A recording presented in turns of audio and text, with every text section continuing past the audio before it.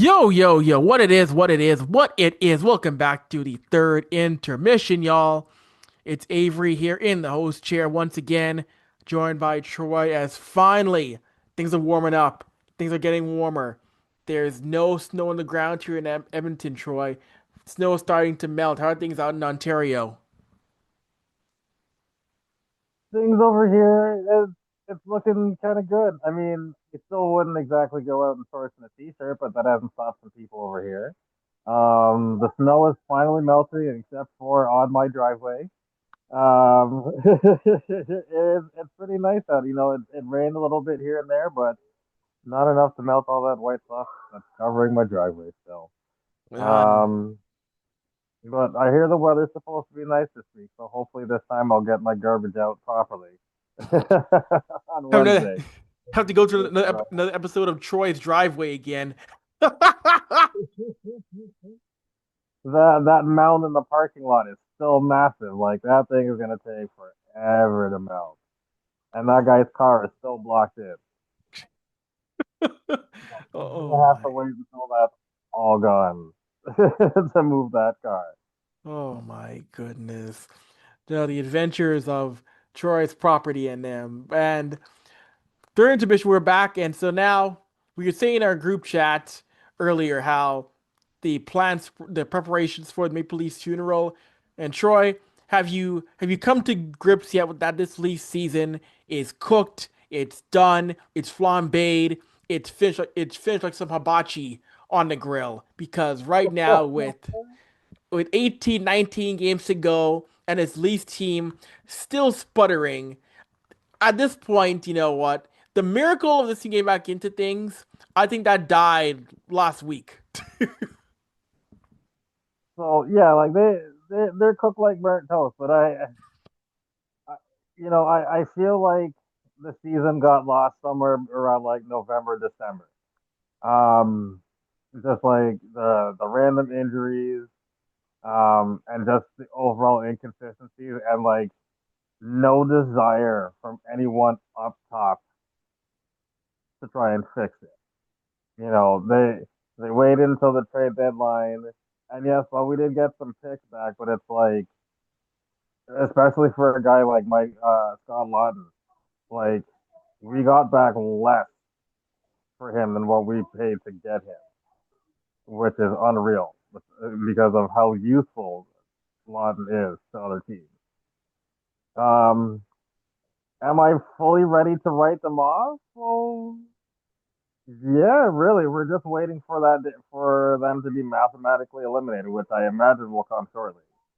Um, Especially if they continue playing as poorly as they've been off of the Olympic break. Like I watched the Saturday game against Tampa Bay, and that was just just. I've never seen a team get consistently worse after each period like I did on Saturday night. That was just a terrible game to watch.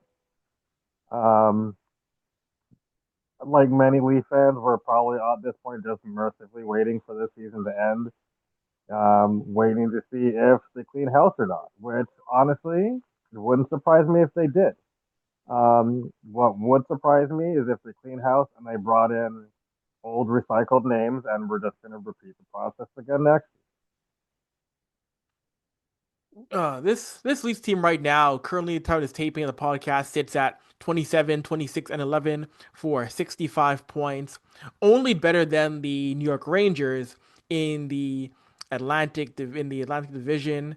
I look at this team right now, I think to myself, you're right, Troy. This team just hasn't been able to figure anything out post trade deadline. They are sellers. They are sellers. You know, McMahon's gone. You're out here and you've had to go on full seller. And this Leafs team right now, the direction of Berube and company is just baffling because again, the window when the season began, the window was open to try and make some noise.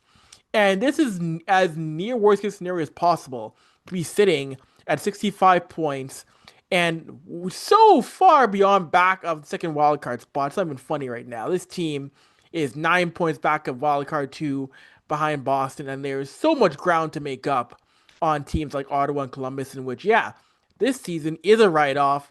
And you mentioned the names, you mentioned Troy, the recycling of names.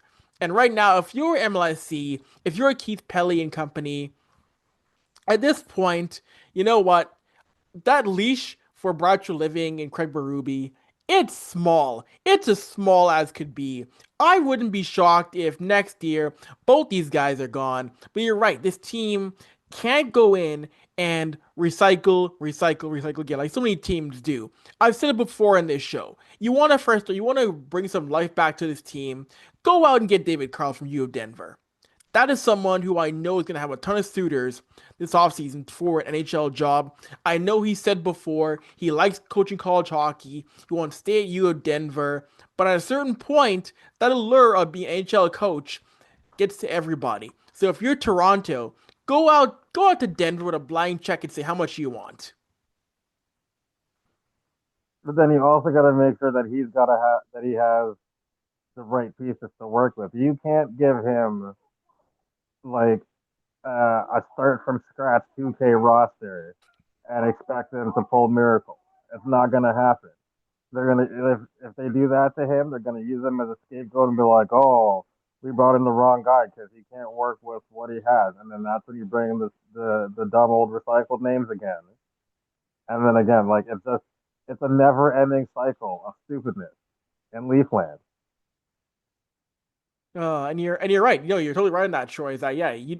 David Carlson gonna need a solid stuff around him. Yeah, you're right. It can't be we bring in a college guy and he fails. Look, see, college guys can't coach this level in this organization. Never again. And here's some John Tortorella for you. I'm pretty Yeah. sure. It feels like that's what it feels like. If the new guy fails, you're gonna get a tort, or you're gonna get I don't know Randy Carlisle Part Five coming back to Toronto. I'll say I'll take Booth Boudreaux. I mean, that's probably the only old guy I'd take. Other than that, no, man, you got to go off the board, like you said. You got to get a name that nobody's heard of and let him prove his worth. Yeah, and Bruce is someone where we've all said before, there's a lot of time for Bruce because he is that one older coach who's found ways. He's an older coach who's found ways to adapt and reinvent himself in the modern NHL compared to other coaches who have hung around and their act has run thin over the years. Those guys like the Tortorellas, like the Mike Keenans, who they try to reinvent themselves in modern hockey and they just flame out at a certain point, be it a 2 to 3 year mark in hockey. And again, something like a Rick Bonus. He is in Columbus right now, but we know Rick Bonus, that timeline, he's got a maximum a year or two before he's going in front of a podium and nearly cussing out his team like he did in Winnipeg when Vegas beat them in the first round. Yeah, he better hope that his team does good so he doesn't have a part two of that because I'm sure that's going to be flames again.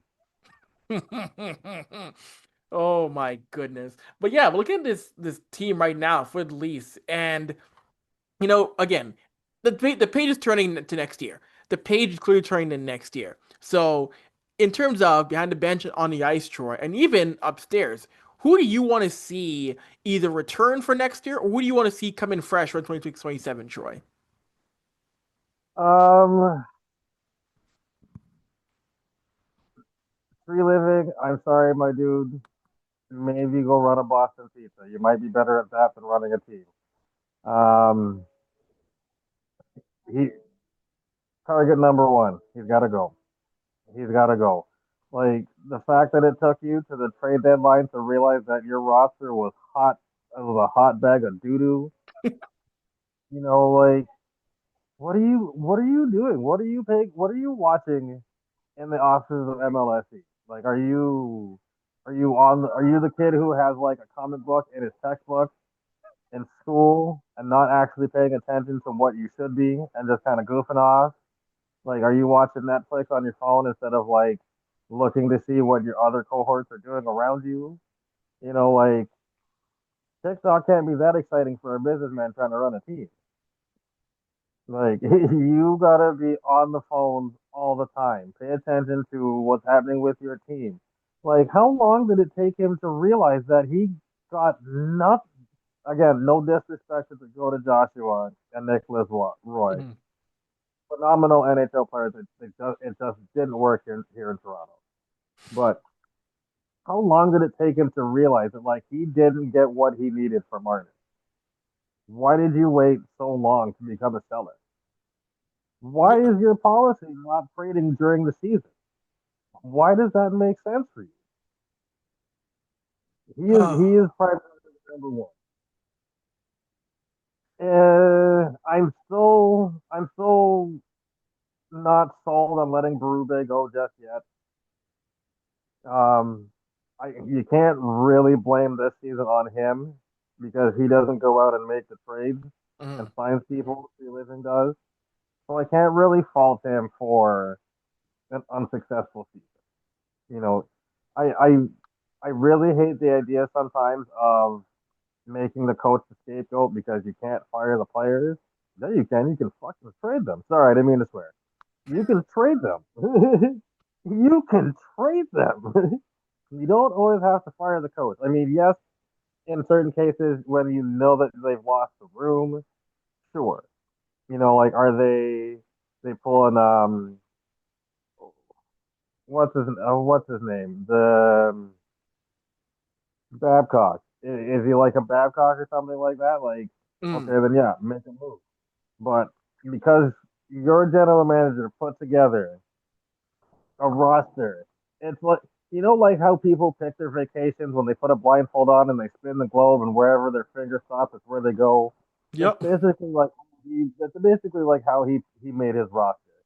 Just gave him a list, closed his eyes, pointed at the screen. Okay, that's my guy, regardless of whether or not this works. Can't do it like that. You gotta pay attention. In terms of player personnel, I think it's time you explore the market and see what you can get from Morgan Riley. I Mhm. know his contract is huge, but I think I don't want to say he's a bad player because he's not.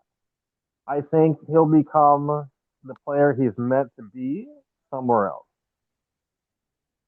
But like most guys who play defense for Toronto and they leave, they get better. Well, maybe not so much Justin Hall, but yeah, like I think he'll become the player he's meant to be somewhere else. I think because he's one of the longest serving Leafs, he feels the burden and the pressure of being the leader on defense, and especially when other bigger names around him get acquired and are getting hurt. I mean, like, yeah, I don't want to see him go, but like I said, I think it's time to explore the market, see what you can get for him. Um, Same thing with Max Domi.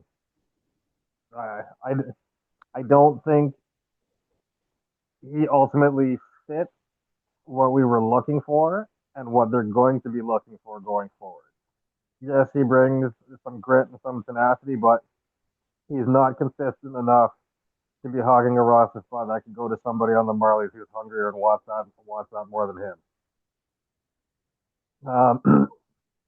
I think you take a look at keeping Jake Quillen up, Ethan Cowan, give them longer looks. Um, and for heaven's sakes, use Nick Robertson more. Like, you know what this man can bring you. Use him. Goaltending, I think now that they've more or less admitted that it's a lot, this season's a lost cause, I think you give Hildaby, I think you call Hildaby up and you give him some more starts. Which goalie sits,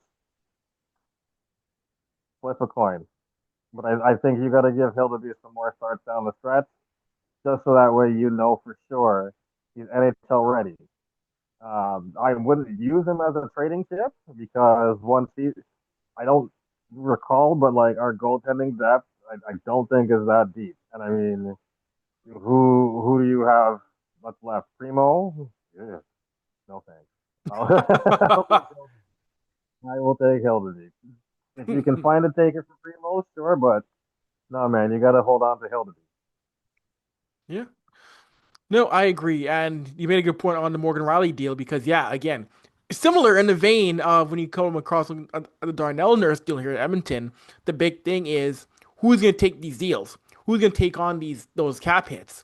So right now, Toronto is kind of handcuffed when it comes to who's going to take on Morgan Riley. What is the call there for that? And when it comes to Brad Treliving, I'll say this much. Treliving knew he had a horrible deadline. He knew this team was cooked. And I'll give Treliving credit for going up there on when deadline day ended, for going up there and flat out saying this is on me. This is my bad that his team looks like this after dealing McMahon, Lawton, Roy, and what's going on. I'll give him full credit for diving on his sword and not shifting the blame. And you know what? That might buy him some more time. It might, be a guy who says, this is on me, but we'll see, Troy. Do you so let's say Tree Living does get the axe. Do you let him oversee the draft, or do you keep him long enough for free agency and then cut him? You know what? I do believe if you're gonna get rid of somebody, do it as quick as possible. Don't prolong it. Don't give them a level of hope that this is still their team or this is still being done in their vision. I mean, we saw it with Pierre Chiarelli in Edmonton, where Chiarelli got to make more signings and deals and then was fired 2 days later. Like, if you know you're gonna get rid of the man, if you know his time is up when the season is over, pull the bandage off and say, you know what, Brad, thanks for everything, but we're moving on. Don't give that hope or assumption that he's still your GM going into the draft of free agency. Once this year is done, you cut ties, say la vie, have your assistants handle the rest, and get that search going to find a new GM as soon as possible. Yeah, I think if you do that, you definitely should have somebody in mind already to go in place. Because again, like you said, you've had all that time to make your decision. Like, why are you gonna let him make some picks, knowing that you're still gonna fire him basically right after the draft? Yeah, like I it always irritates me when I see teams do that where where when teams do that where they know they're gonna fire somebody, they know this guy isn't their GM of the future, and they still let him draft or they still let him handle free agency. Like, why? You are letting somebody whose vision you no longer believe in take you forward, and then you're gonna fire them? That doesn't make what that is 1 plus 1 equals 4 stupid. Didn't the Leafs do the same thing with Don Ferguson Jr. when he was ready to move on? They kept him on board more or less long enough to do the draft and then said sayonara. Or was Like, that kind of like a different circumstance, but still kind of the outcome was the same, where it's like he oversaw the draft knowing he was leaving? I think it was somewhat similar, if I recall correctly. Of course, I'm sure someone listening or watching the show will be able to correct us on that in real time. But you're right. I think it was similar with JFJ. But the idea to me is just it's bizarre. You're gonna let somebody go, get to work as soon as possible on finding his replacement. Yeah, absolutely.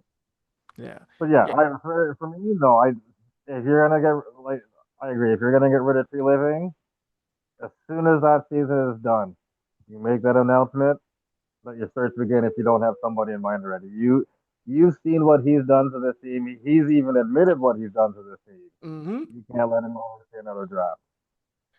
Like, no, I don't like, and it's tough because you know what? I feel for the fan base. I get the frustration because it looked like there was those glimmers of hope, and everybody listened to what Keith Pelly's vision was. And right now, I've seen people online also turning on Pelly as well too, and saying, "Are you fit to lead this team as president or as the big boss?" I guess since the president role no longer exists, because I've seen people wondering, is he fit to be that guy who can lead MLSC into the future? Yeah. So. Oh, frustrating. We'll see what happens with the Leafs ahead as the season starts to wind down for Toronto. And going from the Leafs to general trade deadline day, past it's come and gone, and we'll get into some of the more deals interesting. And for me, Troy, my deal to me, I thought the most interesting in my mind was the Avalanche getting back Nazem Kadri because this is a team in which, Landeskog out for a few weeks here, but you still have Makar, still have Taves. You are still a team that is dangerous as heck. And for Colorado, they want to get past Dallas again. They want to figure out how to get past the Stars. So to me, if you're Colorado, adding Nazem and Kadri at the buzzer, that was a great move.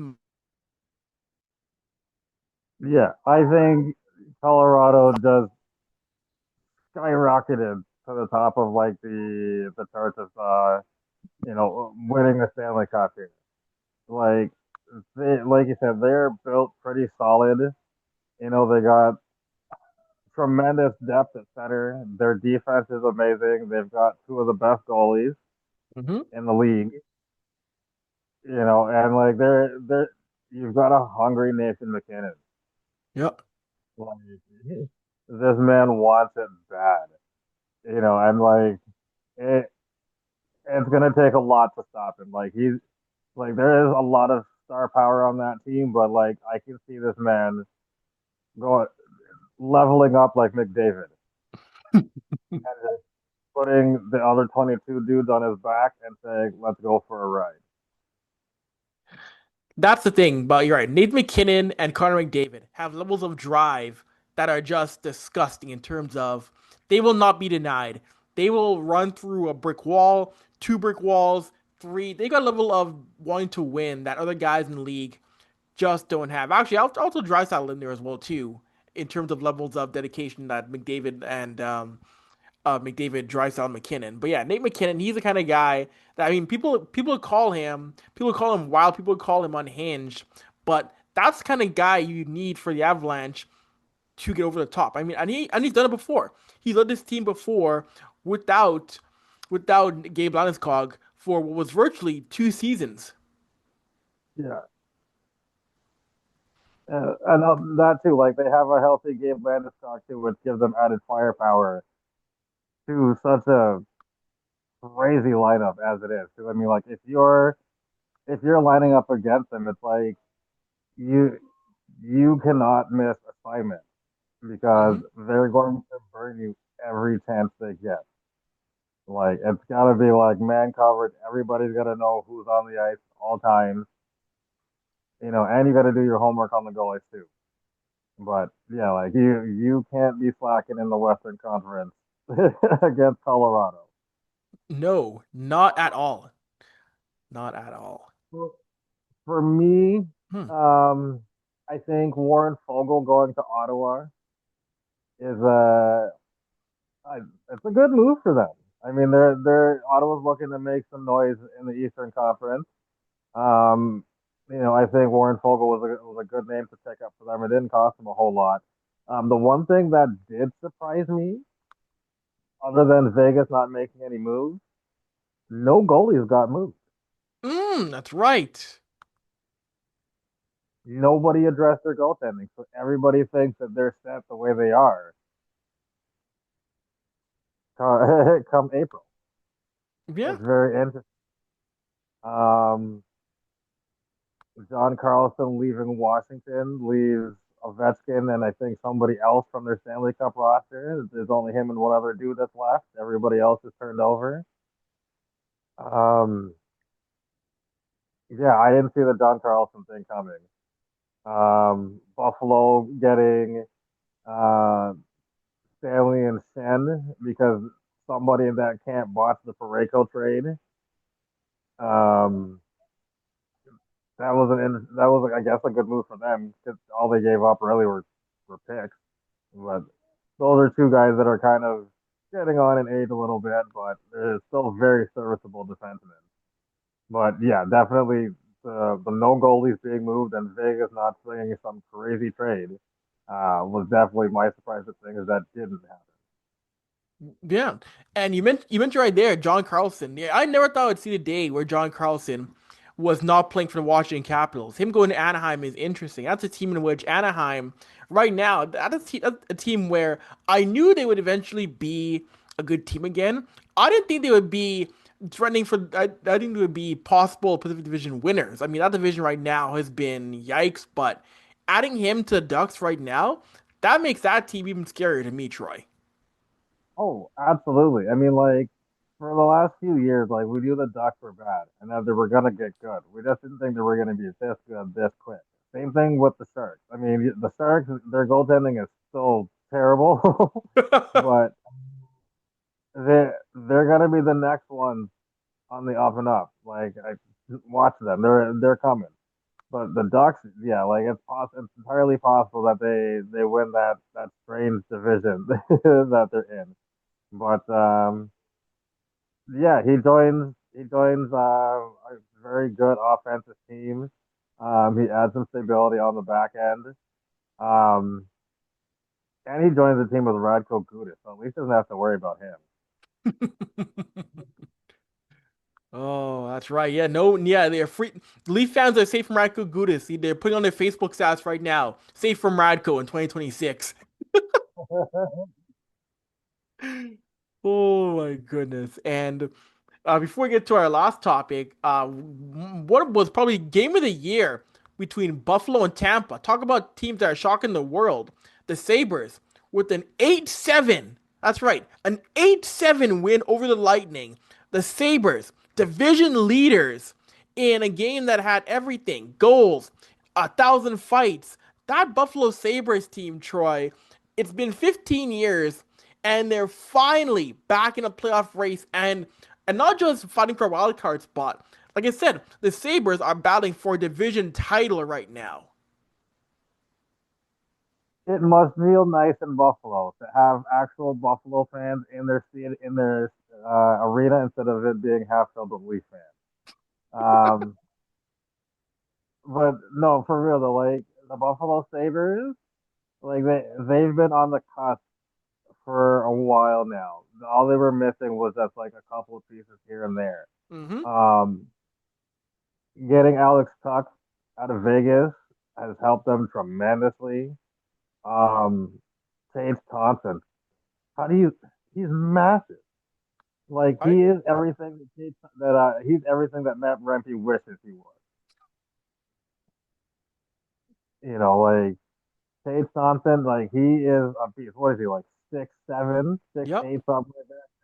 Guy skates like with the grace of a figure skater, and he's got a hand. You would think a dude that big is just meant to just stand in front of the net. Homie's got hands, all right. Like he's got some sick hands on him. Rasmus Dahlin on the back end, and like you were saying in that Tampa Buffalo game, like there were enough fights, bro. Like I think Sam Carrick's there now. Like he's little. He took on some dude that had at least 5 inches on him and held his own for a good few seconds before he got taken down to the ice. Like that's a scrappy team, man. Like Buffalo is definitely going to turn some heads in the playoffs. Um, do they have what it takes to go to the finals? I don't know, but I can see them winning at least 2 rounds for sure. Yeah. Wouldn't that would be a heck of a story if this team finds a way to win multiple rounds. And we might end up getting a Buffalo Tampa series. Give me that. That would be a fun. Give me 7 games of Buffalo and Tampa, Troy. Yes, I would watch that because if you got Tampa and Florida, you'd never see any hockey being played. It's just a boxing match for 60 minutes. Yo, Tampa and Florida. Yo, we've seen. I know Florida is out of it as well too, but yo, we see what happens when Tampa and Florida meet up. That's nothing but bacchanal and chaos and yo. Every time those two teams play, it's somehow like Violent. it's violence with somehow everybody in Tampa jersey getting 80 suspensions. Yeah. Oh. Speaking of suspension, did you see that Evgeny Malkin got 5 games? Yes, yes. I think Getting that's what the third suspension this year after countless others that could have been one. that's 'Cause who was it? It was Rasmus Dahlin again that he got in the face. No, because Dahlin's causing problems for everybody. exactly. No, you're not wrong. No, you're not wrong. Yeah, those of you who forgot, those of you who might have forgotten, if Game Malkin got a 5 game suspension for slashing Rasmus Dahlin, as Troy was saying, and again, I'm very surprised the league. It takes a lot. It takes a lot for the league to ever say suspension is more than 2 or 3 games. I was surprised they gave Malkin 5 because you never see him do it now. Yeah. Did he deserve a suspension? Absolutely. I didn't think he was gonna get five. I thought he was gonna get three, just because that seems to be like the bare minimum. Hmm. If you're gonna hand out suspensions, the bare minimum seems to be three. Yeah. But there must have been something for them to be like, somebody must have lobbied somewhere to be like, this is at least five. So who knows what the conversation was. But yeah, it's definitely surprising to see him get five. I thought for sure three at most. I mean, I wasn't expecting anything to happen at all based on the Department of Player Stupidity's performance this entire season so far. Well, I No. guess good for them for finally paying attention. I guess because it made enough noise, Elliot, um, that something had to happen. And I Oh. don't take that back. I said what I said. And the thing is too is that you mentioned right there we you thought might have been no more than 3 gets 5.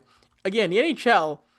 I know the NHL has their videos explaining things, but we still need NHL to explain fully how we get from say a 2 game suspension to a 4 to a 5. We're still lacking that. We said before we said on this show for years. NHL explain how suspension is worth 2 and explain how one is worth 4. Explain how one is worth 5. The league still hasn't done that, Troy. Like No, they can't be bothered to explain anything because then it's going to mean they're going to have to go back and look at the tape and then figure out, oh, damn, I'm wrong. I got to go back and change my decision again. This is a league that doesn't like to admit its fault. They doesn't like to admit that they're wrong. They're trying to find patchwork solutions to things instead of, coming up with a solution that actually works. Like fans, teams, executives, people from other sports leagues are just like, who's running this? Why is this? because it's like there has to be at least with other suspensions or other punishments, other leagues.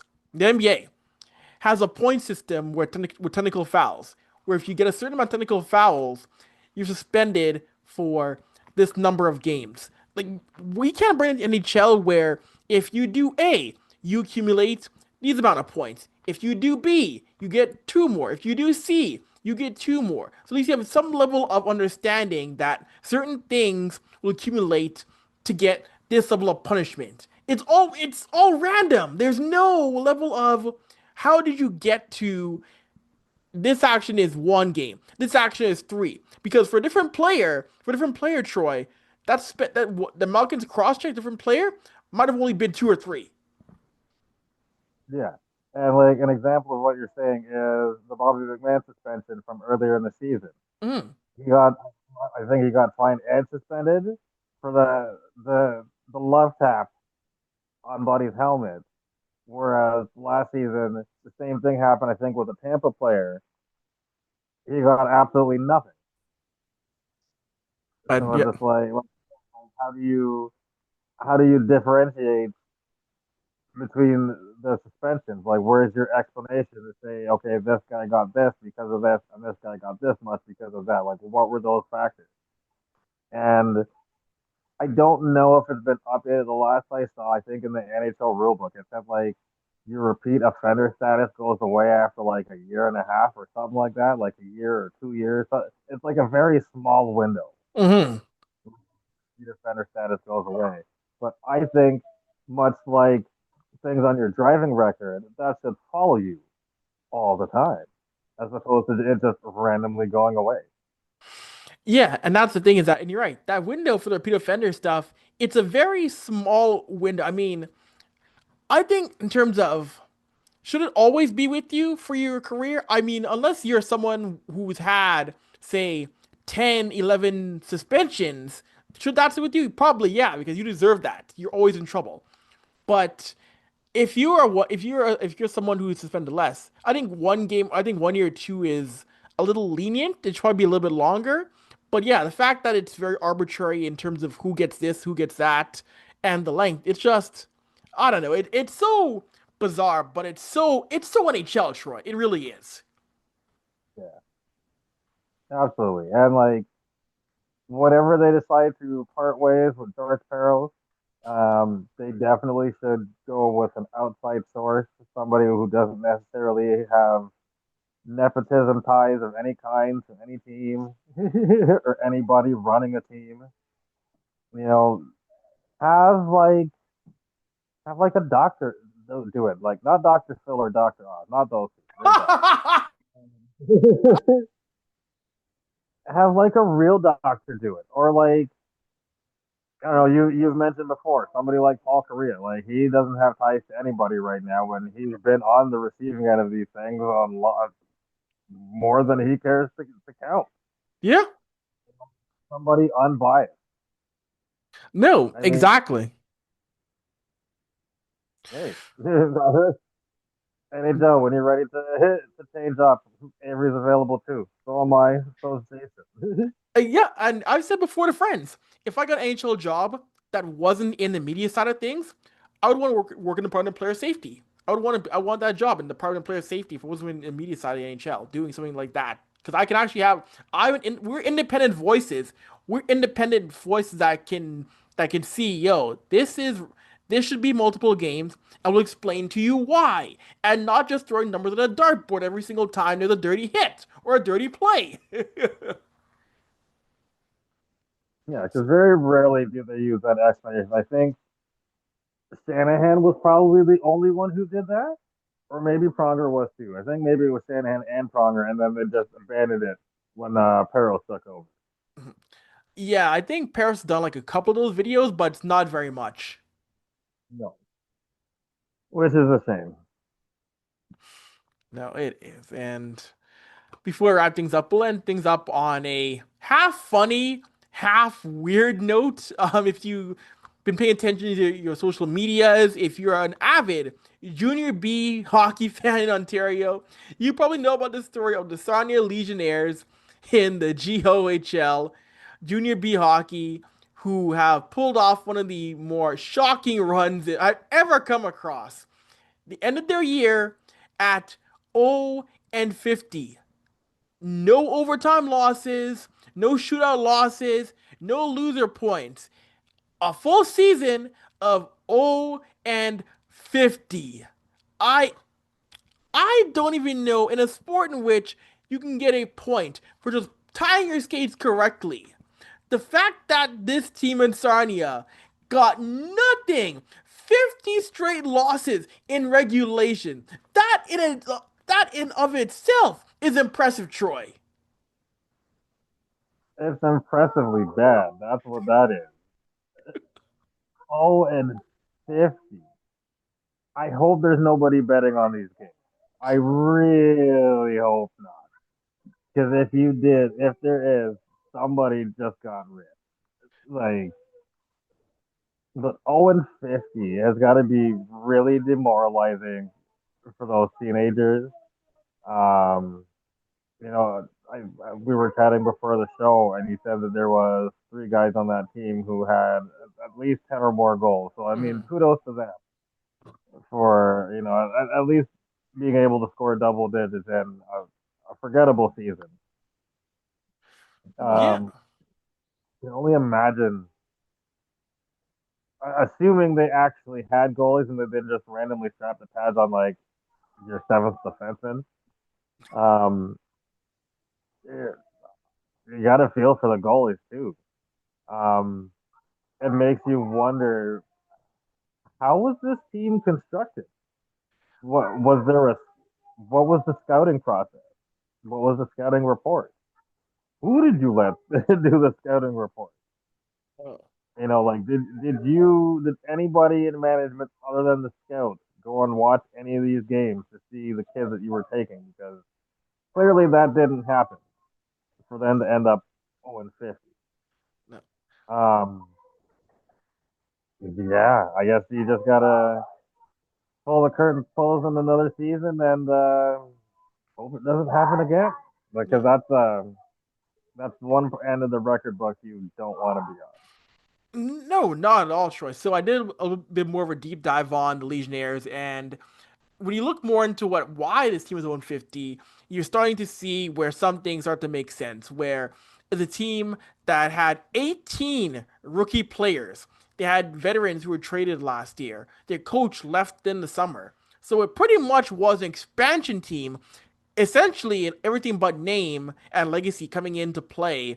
And their captain spoke to CTV and said how I was proud of my teammates. We fought every single night. We battled. We built character. And their new head coach came in. So the new head coach came in, got a late start in recruiting, and that's a reason why this year just went off the rails immediately, and they became the first team in Junior B in North America to end the year winless in the former Midwestern Junior B League. Oshweekend went 0-47-1 in 97-98. So it's been almost 30 years since the team went winless in Junior B hockey. But you know what? I'll give him credit. We mentioned before on this team, three players scored 10 goals or more. On a winless team, I gotta admit, that's impressive. And hey, the fact that these kids came out every single game to battle in this kind of a year with that much turnover, you know what? I'll give them some kudos. To me, that deserves some kudos. I'll give them that, Troy. on. Yeah, for sure. Um, yeah, and hearing that, like, it definitely changes an outside perspective on the season. Knowing now that there was so much turnover and basically just thrown right into the fire. Half your team is new from from management right down to the roster. It doesn't really give you a whole lot of time to gel and get used to everybody. I'm glad. Well, it sucks that it happened to them. Um, Imagine if that happened to the Leafs with how that roster's Oh, constructed. Ooh.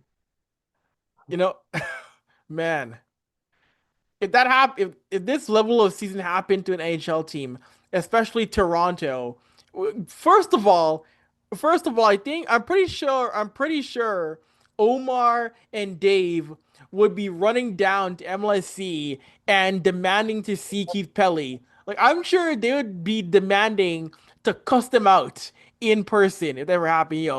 All kind of patois, all kind of West Indian insults would be flying if that happened to the Maple Leafs from those two. All the Leafs personnel, their key cards don't work, but the Raptors guys can still get in. Holy, yeah, because ain't no way. I mean, even if we already see what happens when a Leafs team starts the year. I mean, you remember the infamous year, the 08-1 year. You remember how that was, Troy? With the wasn't that not the waffles year? Yeah. But yeah, I think it started with the jerseys, and then yeah, it finished with the waffles. And every time there's like, please stop throwing things on the ice. Yeah, the waffles started because they're like, stop throwing jerseys. And then they were like, all right, fine, we're gonna do waffles instead, as a wake up kind of deal. And then they were just like, stop throwing waffles on the ice, and then it just kind of kept flipping between waffles and jerseys. And so many years later, I mean, nobody's throwing things on the ice, but they still didn't get the point. Wake up, do something. No, you know, I'm actually impressed. I'm actually impressed there's been no jerseys tossed yet in at Scotiabank. Although, again, give it time, we might see a few fly if this team is, say, 20 points out by game 79 or game 80. Whatever the last home game of the season is, I feel like we're gonna see one then. Just bring in, Save it for the last home game. it'll be funny. It'll be funny if someone brought back the waffles at game 82. Just chuck them on the ice. Here. Yeah, because I guess throwing alarm clock will damage the ice, right? So No, you know what? Some smart aleck fan is going to go to the Longos in Scotiabank in the basement. They're gonna look for stationery.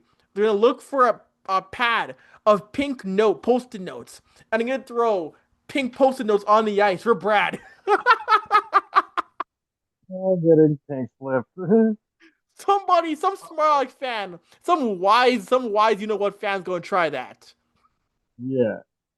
Also, I just want to make sure that everybody knows that we at the third intermission do not endorse actually throwing things on the ice, especially heavy ass objects like alarm clocks. Don't do it. Mm-mm. You will get in trouble. We will not be held liable for you deciding as a grown person to throw an alarm clock or a No, jersey or a wall. You'll still get in trouble for that. But anything heavy and destructive that could hit somebody that may not make it over the glass, don't. Don't do it. because again, if you got money to go to a Leafs game, you got brains to know better. Yeah. Save your bail money for something else. Oh my goodness. Oh, we'll wrap things up here on that note on the third intermission. Any last thoughts, Troy? Um, Looking forward to another good week of hockey. See if teams can move up, see if teams move down, and let's see how worse the Leafs can get. I mean, you got to hit rock bottom before you can go up, right? Let's see how far this bottom is. Oh my goodness, we definitely will see. And I want to give one final shout out to our own Marsha Joseph. We uploaded the audio of her at the Scotties from earlier this year. Great content going down there. Huge shout out to our friend Jolene Latimer helping us get Marsha set up at the Scotties Women in Curling event, getting that content. Because again, hey, we need to see more people who look like us out in curling. And yo, shout out to Jaden King, the first black skip at the Briar skipping team Ontario. That was amazing to see. Again, a black face at the Briar was amazing to see, Troy. Yes, that was very nice. Very nice to see some much needed melanin in a R- curling rink. right? We're Because taking over all the sports.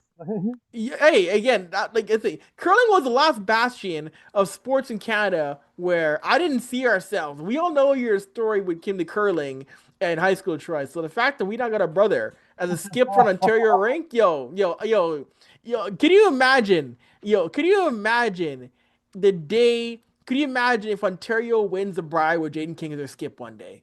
Hey, that'd be pretty nice. Well, I'm glad one of us found it interesting enough to go pro with it. So hey, who knows? Maybe he's a trendsetter.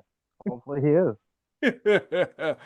Oh, goodness. And with that being said, thank you for letting us create space in between your head top. That's all for the third intermission. As always, drink your water, mind your business, and until next time, deuces.